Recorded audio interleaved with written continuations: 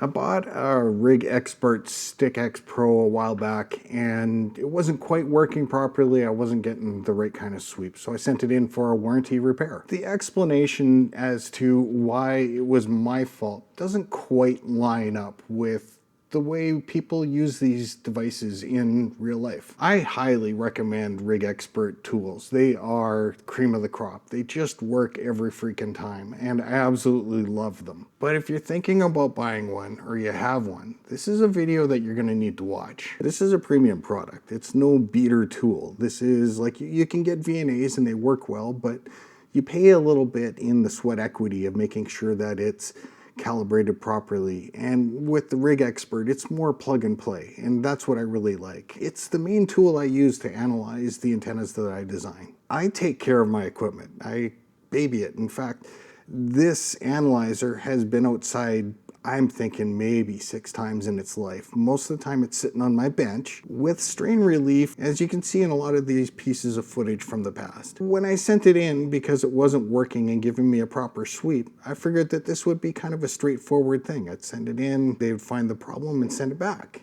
Repaired, right? They came back to me and gave me an explanation. We found the problem. The side holders of the end connector, which are usually hard soldered to the main board, were damaged, and that caused intermittent change of the SWR.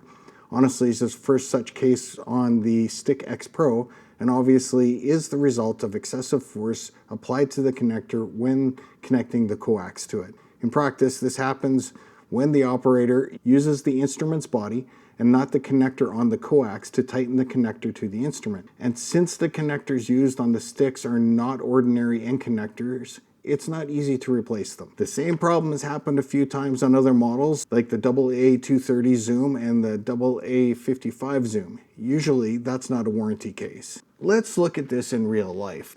I'm not sure I necessarily agree. Now, the first thing is that you're supposed to hold on to the body and screw on the connector, which I generally do. In fact, I usually leave that adapter on and hook up to that with a strain relief coaxial connector and on my bench, like this. My biggest question would be is that if this is a weak point, then why not use a bulkhead connector like this and take that load away from the PCB and put it to the body of the analyzer?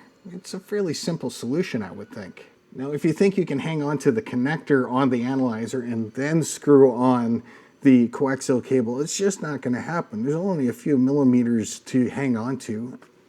So in practice, you have to hang on to the body and screw on the mount. Do I torque down these end connectors? No.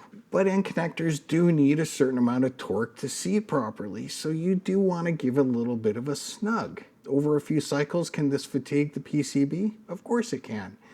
But this is a design flaw. This isn't a user flaw. Am I saying don't go out and buy these? Absolutely not. In fact, I highly recommend you do. But you need to be aware of this issue. And so how do you deal with it? What I'd recommend is that you hook a pigtail onto it and make sure that the area around the connector is never really moved around too much. You don't want to break that. This isn't an inconsequential purchase. This one cost me about $900 Canadian, so that works out to about $750 US. It's expensive.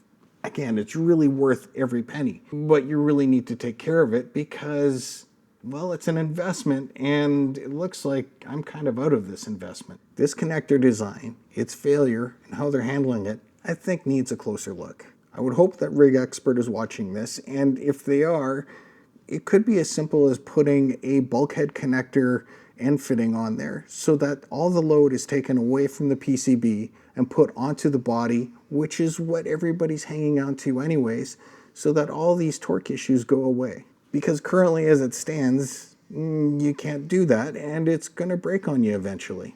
If you buy one, this is just something that you should know about it.